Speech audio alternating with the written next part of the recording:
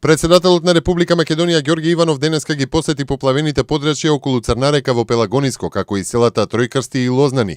Припадниците на АРМ, вработени во јавните претпријатија од Прилеп и во противпожарната единица, поставуваат вреки со песок како превентивна заштита по најавата за нови дождови крај Црна река и каналот Блато кај селата Чепигово, Тројкрсти и Тополчани. Упатен е и апел до локалното население да се вклучи во поставувањето вреки со песок. Армијата е ангажирана и во Штип, Струмица и во Куманово. Подготвени се и два тима од воздухопловството доколку дојде до потреба за евакуација на загрозеното население, истакнуваат од АРМ. На синокешниот состанок на кризниот штаб одржан во Битола, со кој раководи министерот за транспорт и врски Милијана Киески, договорено е по големите општини Битола и Прилеп да им помогнат на помалите општини.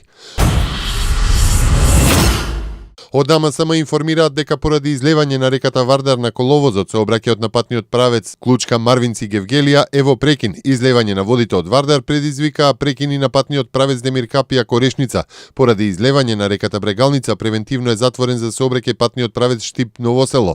Патниот правец Прилеп Крушево во близина на село Врбјани е во прекин, а исто и помеѓу селата Боротино, Обрашани и Кривогаштани.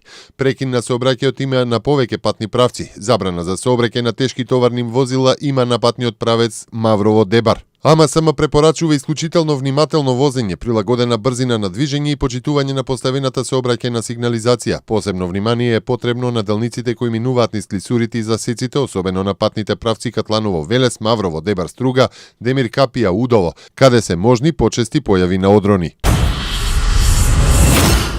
Од четврток вечер Македонија ќе потпадне под влијание на нов влажен бран од запад, поради што во текот на ноќта и в петок се очекуваат нови пообилни врнежи претежно од дожд. На планините врнежите ќе бидат од снег, информира управата за хидрометеоролошки работи. Преку ноќта и во утринските часови в петок врнежите ќе бидат поинтензивни во западните делови, а во текот на денот поради поместување на облачната маса на исток, пообилни врнежи се очекуваат во источните делови. Локално се очекува да наврнат над 25 литри на метар квадратен воден талок. Во овој момент е многу значајно да ја искористиме целата енергија во евроинтеграцијата, да покажеме сериозност и да бидеме над дневните препреки, изјави шефот на дипломатијата Никола Поповски околу актуелната политичка ситуација пред посетата на еврокомесарот Јоханес Хан, хладот и воопшто интеграцијата во Европската унија. Интеграцијата е најважна цел на Македонија, околу која треба сите да бидеме сплотени. За Македонија ќе биде многу корисно да потроши што е можно повеќе енергија за хладот и де факто почнување на преговорите, затоа што нивниот недостаток не ја помага агендата на Македонија за интегрирање, ниту планот на Европа за регионот, рече Поповски пред почетокот на координативниот состанок на ниво на политички директори на Централно-европската иницијатива, што се одржува во Скопје по повод македонското председавање.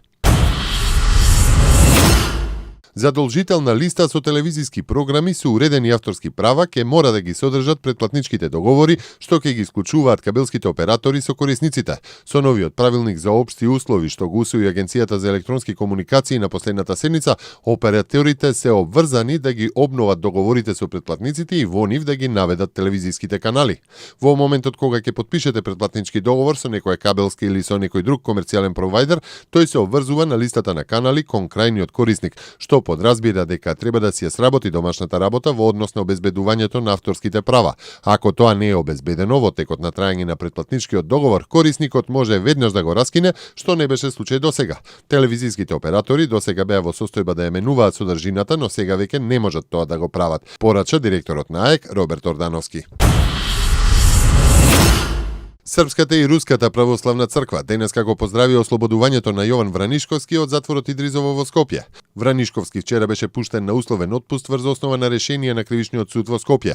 Тој првично требаше да биде ослободен на 19 јануари, но остана в затвор по одлуката на обвинителството да поднесе жалба за неговиот условен отпуст, иако претходно се согласи на тоа.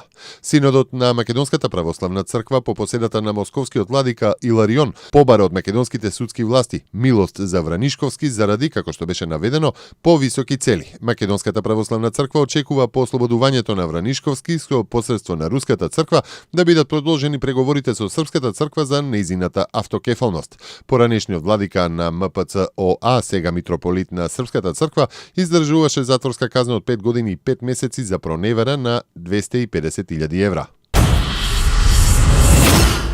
Европа е местото каде најверојатно ќе се одигра новиот бран модерен тероризам и тука трансатлантската антитерористичка стратегија ќе биде ставена на тест, се наведува во анализата на германскиот Маршалов фонд. Последните драматични терористички напади во Франција и антитерористичките операции во Белгија и другите европски држави, Европа ја ставија во центарот на терористичките случувања, што и не е некој нов феномен. Неколку клучни промени во природата на тероризмот произлегува во Европа, иако најголемиот дел од глобалниот тероризам се случува на некое друго место. Тоа, како што се истакнува во анализата, треба да го имаат на ум креаторите на политиките од двете страни на Атлантикот, кои инсистираат да се изборат со последната еволуција на терористичка закана.